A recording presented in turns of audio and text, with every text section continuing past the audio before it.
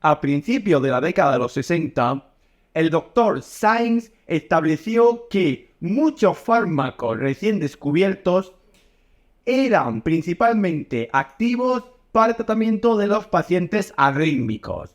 Algunas de estas sustancias eran el sotalol o la propia amiodarona.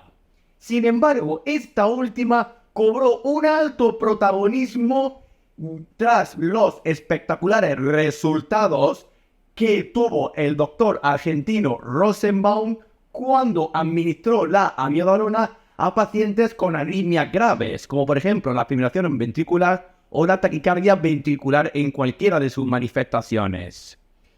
Rápidamente la amiodarona se extendió por todo el mundo y se recetó de forma masiva para el tratamiento de estos pacientes arrítmicos crónicos. No obstante, en América, hasta mitad de la década de los 80 no se aprobó su uso de forma definitiva, siendo la amiodarona uno de los primeros fármacos que se aprobaron por la FDA sin apenas tener ensayos clínicos previos.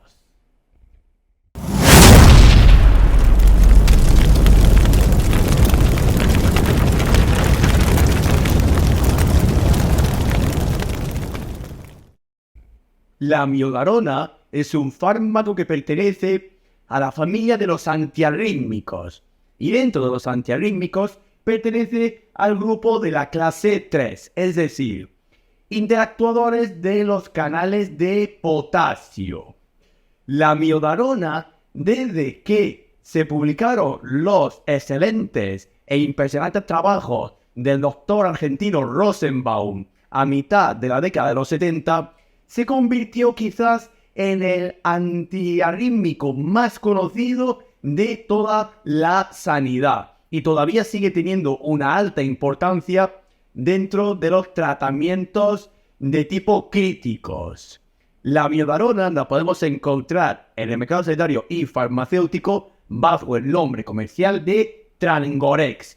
Y aquí podemos observar la estructura y conformación química de la amiodarona, donde vemos la principal particularidad de la amiodarona y que, como veremos más adelante, hay que tener mucho cuidado en pacientes con problemas de tiroides, y es la presencia de 2 átomos de yodo.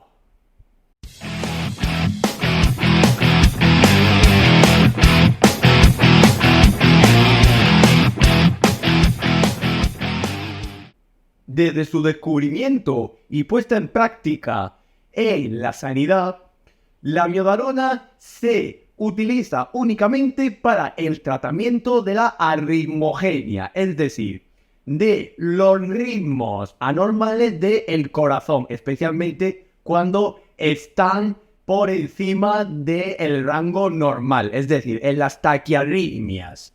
Por lo cual, la amiodarona la utilizaremos en las taquicardias supraventriculares, incluyendo también las paroxísticas, y en arritmias letales o potencialmente letales, como las taquicardias ventriculares, tanto monomórficas como polimórficas, sostenidas, no sostenidas, con pulso, sin pulso, y también en la arritmia más letal, la fibrilación ventricular.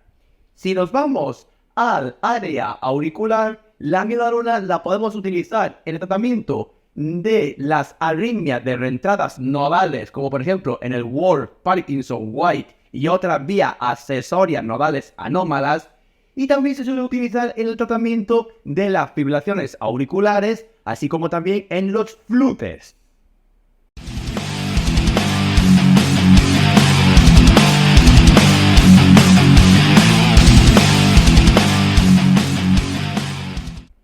Una de las causas por la cual la amiodarona se restringió su uso en América hasta a mediados de la década de los 80 fue porque la amiodarona presentaba cierta adversidad pulmonar, pero estudios posteriores y ensayos clínicos han demostrado que la amiodarona está contraindicada en aquellos pacientes con alergia al yodo. Recordamos que la amiodarona tiene 2 átomos de yodo en su estructura química en los propios pacientes que tienen cuadros de bradiarritmias o disminución o alteración menor de la frecuencia cardíaca, como por ejemplo en los bloqueos auriculoventriculares, los bloqueos de rama derecha o izquierda, así como en cuadros de hipertensión arterial, insuficiencia respiratoria, insuficiencia cardíaca y la propia bradicardia.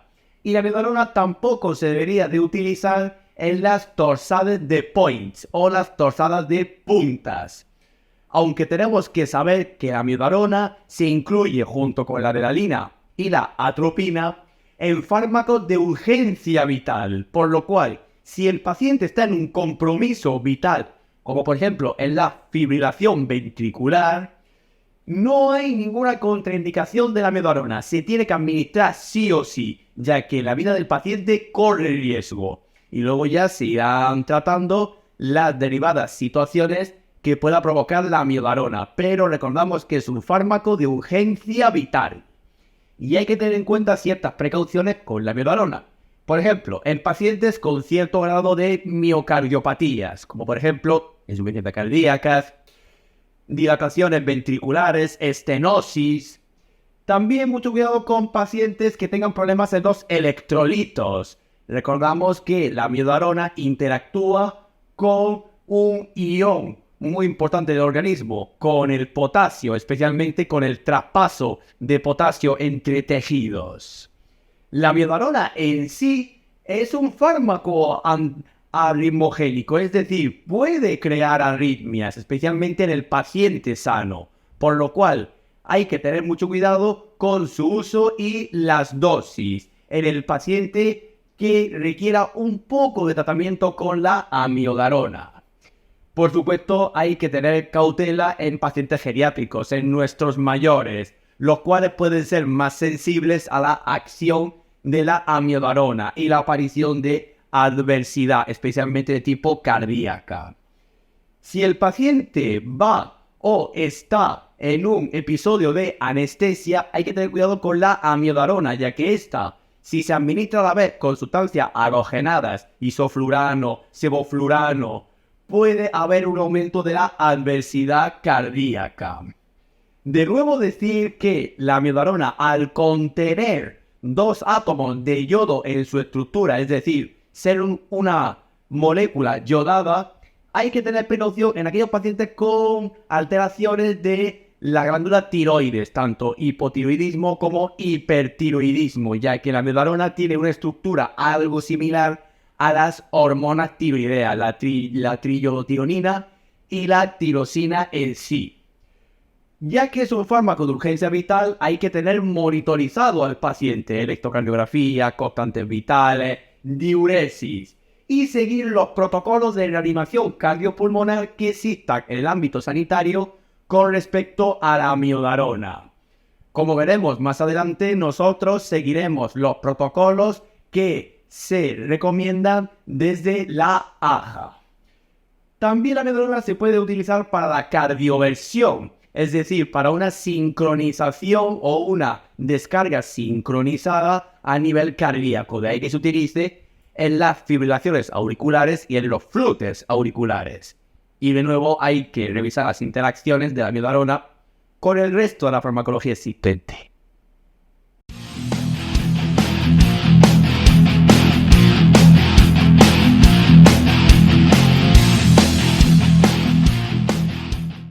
El mecanismo de acción de la amiodarona no está del todo claro, aunque algo sí que se sabe, ya que la amiodarona es, junto al bretilio, los dos principales gobernantes de los antiarrítmicos de clase 3. Pero hay que tener en cuenta que la amiodarona interactúa con los canales del ion potasio, especialmente con la salida de los iones de potasio. ¿Qué conseguimos a nivel cardíaco con el mecanismo de acción de la amiodarona? Que hay un aumento de la prolongación y de la duración del potencial de acción cardíaco. Es decir, se controla el impulso cardíaco anómalo para restablecerlo a nivel sinusal.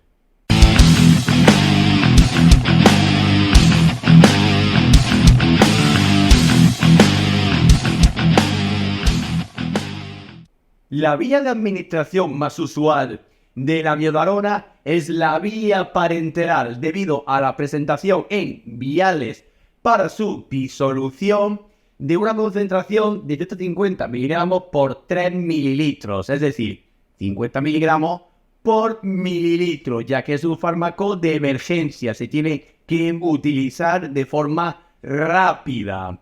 Aunque también existen formas enterales, como por ejemplo cápsulas y comprimidos de la amiodarona. Por ejemplo, para el paciente arrítmico estabilizado que necesita una dosis de mantenimiento para evitar la recurrencia de cuadros de arritmias.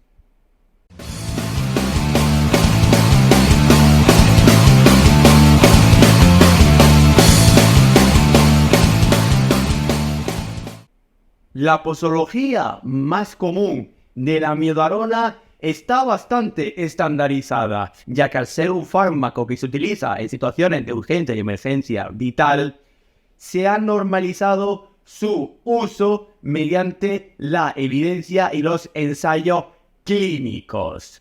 Podemos decir que si utilizamos la amiodarona para el tratamiento de una arritmia estable, por ejemplo, una taquicardia supraventricular o una fibrilación auricular o flutter, utilizaríamos una dosis de inicio de 600 miligramos diarios, los cuales se pueden fraccionar en 200 miligramos cada 8 horas. Y este tratamiento suele durar de 7 a 10 días aproximadamente. Y de ahí seguir con una dosis de mantenimiento de 100 a 400 miligramos diario, alternando los días. Por ejemplo, tomar la amiodarona un lunes, el martes no, el miércoles sí, el jueves no, el viernes sí. Que utilizamos la amiodarona ya como si fármaco de emergencia vital, por ejemplo, en la prevalencia de arritmias letales, como la fibrilación ventricular o las taquicardias ventriculares inestables. Empezaríamos administrando tras la tercera descarga, es decir, tras la tercera desfibrilación y con la administración de adrenalina previa, 300 miligramos o 5 miligramos por kilogramo a pasar en 20 mililitros de suero glucosado, muy importante, suero glucosado, de forma parenteral intravenosa.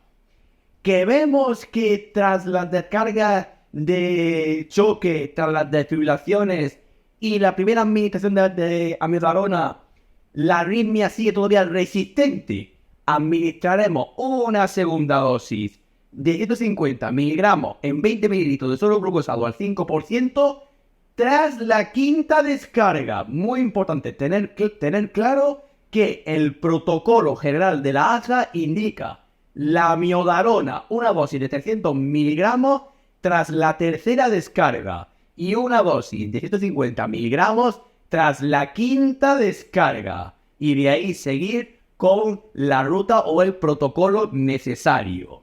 Y la amiodarona también la podemos utilizar por perfusiones. Por ejemplo, si ya vemos que la arritmia sigue todavía refractaria y resistente.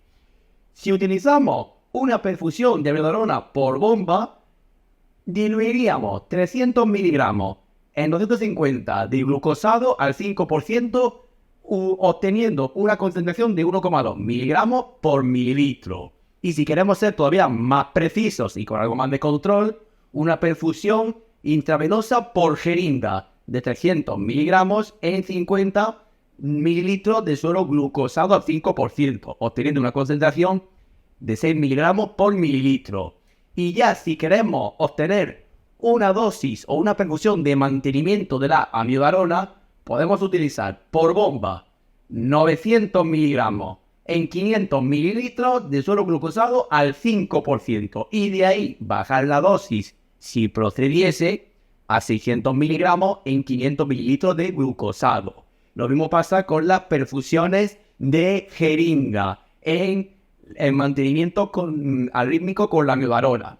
900 miligramos en 50 mililitros de suero glucosado al 5%. Y si es necesario, bajar la dosis a 600 miligramos en 50 mililitros de suero glucosado al 5%. Pero es muy importante quedarse con el protocolo general de la ASA, que indica la amiodarona primera dosis de 300 miligramos tras la tercera descarga y una dosis de 150 miligramos de amiodarona tras la quinta descarga.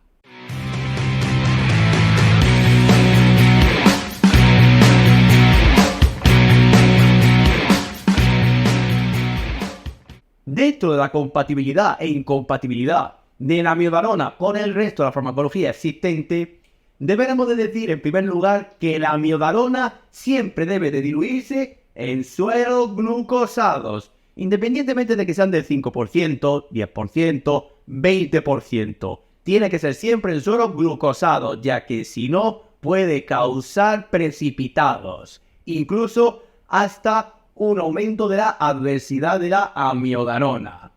Y la amiodarona se suele administrar en solitario, por vía única, a poder ser, en el caso de instaurar tratamientos parenterales de mantenimiento, como por ejemplo en perfusiones.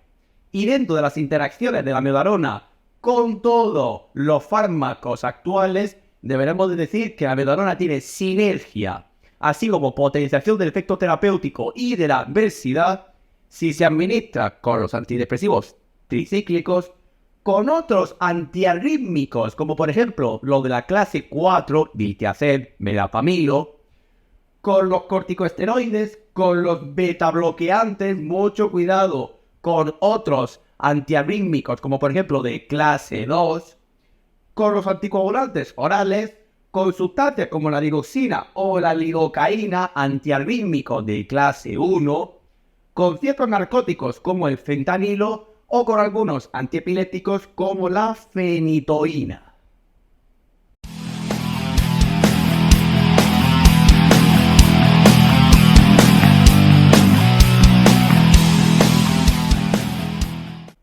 A pesar de los espectaculares resultados que obtuvo el doctor argentino Rosenbaum tras administrar la amiodarona a pacientes con alto grado de arritmogenia letal y crónica, se descubrió un potencial efecto adverso, el cual ha sido muy estudiado por la amiodarona, que en este caso es la aparición de problemas neumológicos, como edemas agudos de pulmón.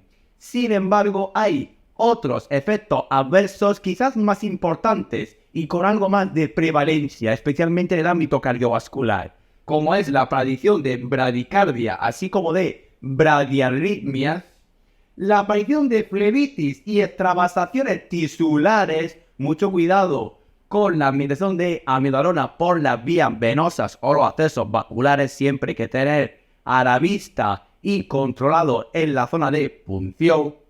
Puede provocar hipotensión arterial, así como toxicidad a nivel neumológica y hepatológica, es decir, una afectación hepática y pulmonar, que estos efectos adversos ya se evidenciaron durante los estudios del doctor Rosenbaum con la amiodarona y fueron la causa de que la misma fuese restringida en América durante casi 2 décadas.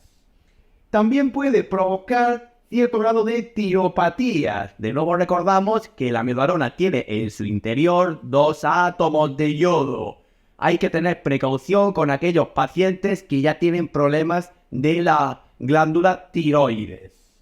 También puede haber sobredosis de amiodarona, lo cual aún conlleva más la aparición de adversidad. Y también puede provocar insomnio a nivel neurológico.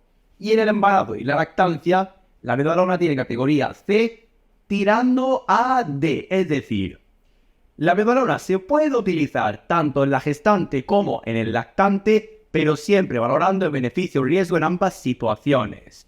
Y en la lactancia es mejor evitar la amiodarona ya que se excreta por la leche materna y puede causar daño y problemas en el propio lactante. De ahí que tiene un cierto carácter de patológico en el lactante, pero a nivel de la gestación no se ha demostrado que tenga un carácter terapéutico.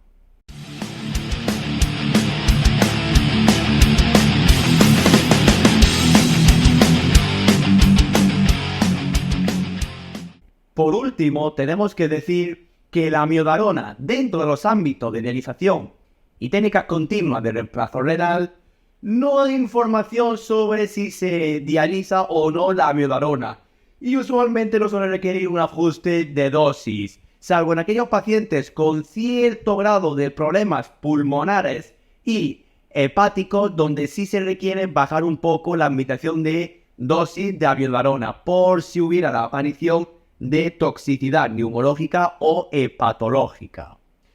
También decir que la amiodarona se considera, junto con la adrenalina y la atropina y algunos fármacos más, un medicamento de emergencia vital. Es decir, que si el paciente tiene ciertas contraindicaciones con la amiodarona, si ese paciente está en una situación de emergencia vital, se obviarán todas las contraindicaciones. Lo importante es salvar la vida del paciente y luego ya de ahí actuar en consecuencia. También decir que la amiodarona se requiere que el paciente esté monitorizado, electrocardiografía, constantes vitales, diuresis, balance hidroelectrolítico, todo se necesita, incluso hasta registros cardíacos de más de 24 horas, como por ejemplo con los Holters. Es necesario revisar los protocolos de administración de la amiodarona en el ámbito sanitario donde prestemos nuestros servicios, ya que unos pueden seguir las instrucciones de la AJA americana u otros pueden seguir los protocolos de la ERC europea. Y la amiodarona, dentro de la mnemotecnia facultativa, tiene un aprendizaje muy simple, ya que, como dice el refrán, si la arritmia te acojona, pon amiodarona.